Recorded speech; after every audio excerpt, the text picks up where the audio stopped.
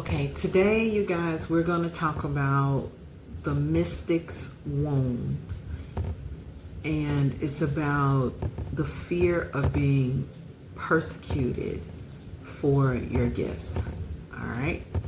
So, this is part of the Heal the Healer series, and let's get into it. So, a lot of mystics, a lot of intuitives or spiritual leaders can secretly carry the fear of being persecuted, silenced, or exiled for their gifts. If you ever felt like you have to hide your gifts to feel safe, if you feel like you can't reveal everything that you know to feel safe, then this is about you reclaiming your voice and reclaiming your power. I can say that I've been through this and I'm still kind of processing it because, for example, for myself, I get a lot of downloads, I get a lot of visions, and I see things that I should not know. And eventually I see it come to light. It's being shared on the internet through news, through revelations or whatever, things that I've known all along.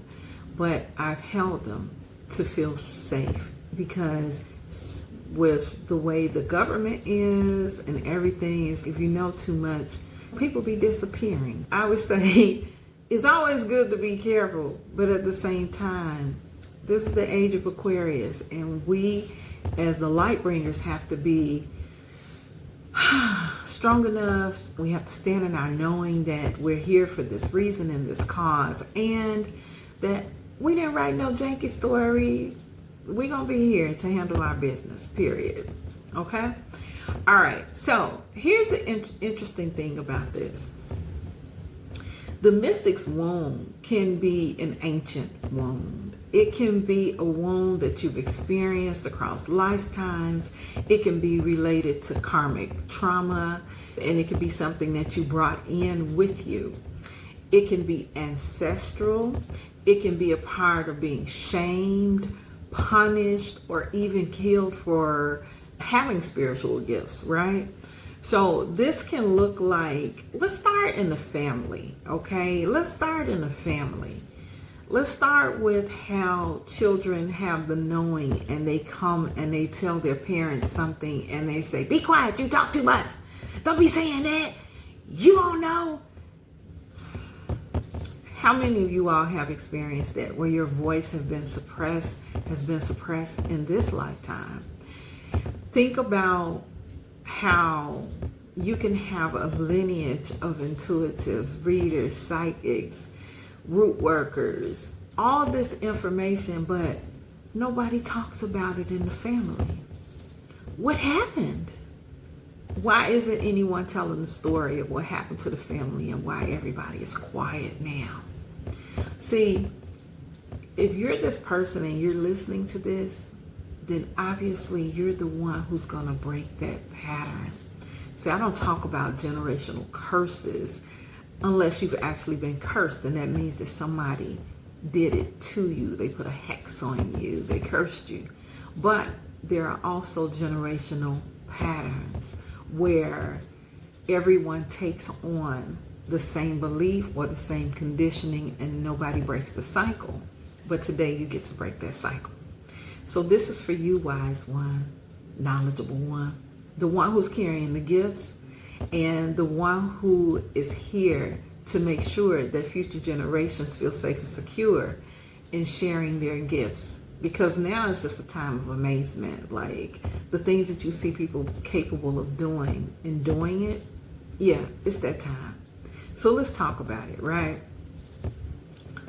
In this process, I want you to just take a moment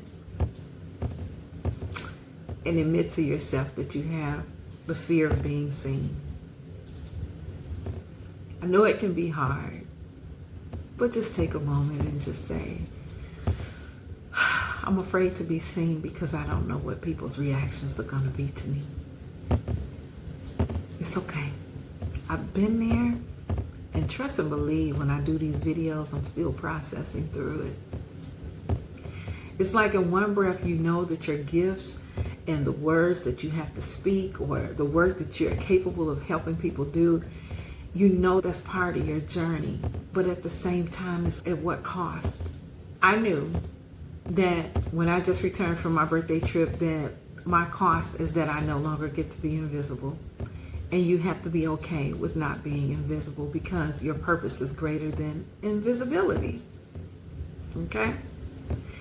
So, what happens when we have the mystic's wound is that we have that fear of being seen. So that's the first one. The next thing is that you may find yourself holding back your gifts. This is another thing that I have been through, but I'll tell you why. When I first started working with my guys, the Council of 12, my initiation into being comfortable with my channel and my gifts was that they would have me hold people's hands. They would take away my sight, meaning that I had to keep my eyes closed the whole time during the channel. And they would have people to come to me and sit with me, and I would hold their hands, and I would feel everything they've ever been through. And it would sometimes be so horrific to me, seeing abuse, seeing harm, knowing things about their families and everything, that I did not want to feel it. So what I noticed that I started doing is that I would suppress the uglies that I would see or feel from people. I would not call those things out at times. And that was to protect me because I'm so emotionally sensitive. But in doing so, I suppress my gifts. And I tell you, I'm still in the process of reclaiming that part, because it can be so painful when you can sense the whole world, the whole collective, and what the collective is feeling. It's very painful. And at times I even have to push that away. So just know, if you're one of those people, you are not alone in that feeling. The next thing that we have tendency to do is to suppress our voice.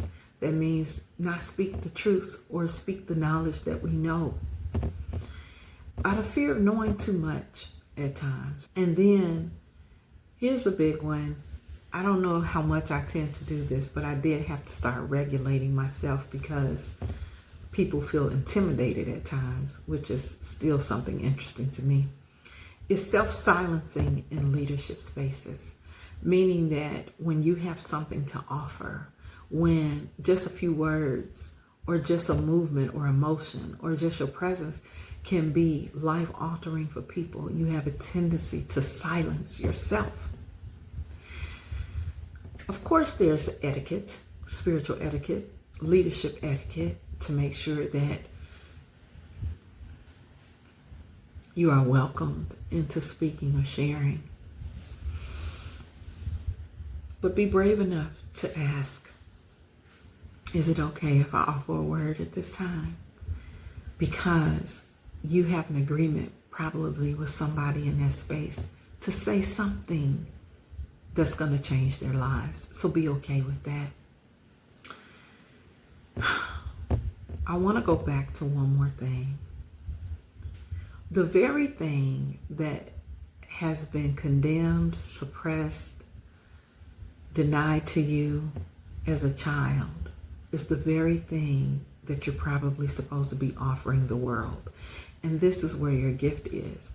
So if you've been someone who's been told to be quiet, to shut up, you talk too much, your words are sharp, your tongue is sharp, be mindful of what you say to others, you hurt people's feelings, this and that. You're supposed to be using your voice, right? Yeah.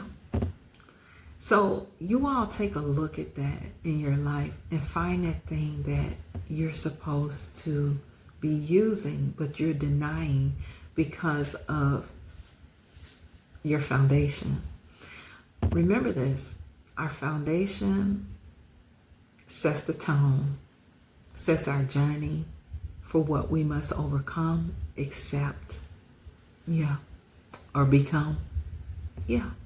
So remember that. All right. So what you're going to have to do is this. Number one, you may want to talk to your elders And I always stress talking to your elders. It's so important to talk to your elders. But you want to ask them about ancestral practices, gifts, spiritual persecution, anything that may have suppressed who you all are or may have made you go into hiding about your spiritual gifts. Get the history on that so that you can work with your ancestors to release that pain. Okay? The next thing is you want to look at what made you start hiding your self-expression. Go, of course, to the little you who has all the answers and get the answers to that. And start validating the inner child, the little you, and let them know it's okay to speak. One practice that I take my clients through is a visualization where I take them back to their younger selves and they actually have conversation with them and validate them by allowing them to speak in situations that were traumatic or life-changing for them. And believe it or not, it will change who you are today. The next thing is you have to work on your fear of judgment or harm. I believe this is truly one of the initiation points of being a spiritual leader, is your willingness to step forward in spite of fear. Know that you're always protected and guided. You're going to reclaim your spiritual authority publicly. That means all these people who think that you've been quiet, that you've been shut down, that you lost your mojo, let them know. Ain't nothing stopped here. I just took a pause for me to heal. But stand in your power and let them know who the fuck you are. Period. Now, you may have moments where you question yourself, but it's okay. That's the process of the ego. See, the ego is, you're doing something different. What are you doing? This is new space for me. And then in a moment, you could talk to your ego and say, hey, ego, we're good. We're good. I'm doing something new. And when you put the ego on notice, the ego will take time and be the observer and calibrate itself to what you're doing. Okay? The next thing is that test the waters. Test the waters with your gifts. And when you're successful in that, I mean you're successful by your own definition, accept it. Accept who you are. Accept your power, right? And the next thing is this. Lead with clarity. Lead with integrity. And know that you are safe. And understand that you're only going to attract what you put out. So if you're standing in a space of fear and expecting something to happen to you, then it will. But if you stand in a space of knowing that you wrote yourself a story, that you are here in this lifetime to share knowledge, information, to raise the consciousness, to help others to remember and return to who they are. If you stay in that space, then all is well, all is good, and you're just fine, okay? Focus on the good, my friend, and step forward. Remember your power. All right, peace.